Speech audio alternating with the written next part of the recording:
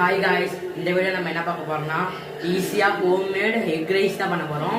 Egg rice தேவையானதாக இதில் வந்து 3 வெங்காயம் இருக்குது, பெரிய பிக் ஆனியனு. இதில் வந்து உங்களுக்கு எவ்வளோ சாப்பாடு இருக்கோ அவ்வளோ வெங்காயம் எழுதிக்கோங்க. இதில் வந்து ஒரு தக்காளி இருக்குது, இதில் ஒரு சாஸ் இருக்குது. இப்போ இதை வந்து இப்போ நம்ம எப்படி ஈஸியாக செய்யறதுன்னு பார்க்கலாம். ஃபஸ்ட்டு வந்து அடுப்பு லைட்டு இருக்குது, அடுப்பை வச்சுக்கலாம். அடுப்புக்கு நான்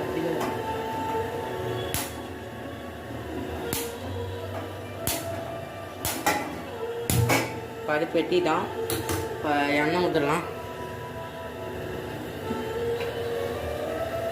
உங்களுக்கு எவ்வளோ எண்ணெய் வேணுமோ அவ்வளோ எண்ணெய் ஊற்றிக்கோங்க. வந்து நம்ம ஷெல்ஃப்லேருந்து அந்த கடுகு எடுத்துக்கலாம். கடுகு பிடிச்சிக்கணும்னா போட்டுக்கோங்க, இல்லை கொஞ்சம் அவ்வளோ போதும், இவ்வளோ எண்ணெய் போதும். அவ்வளோ கடுகு பொரிஞ்சு வரட்டும்.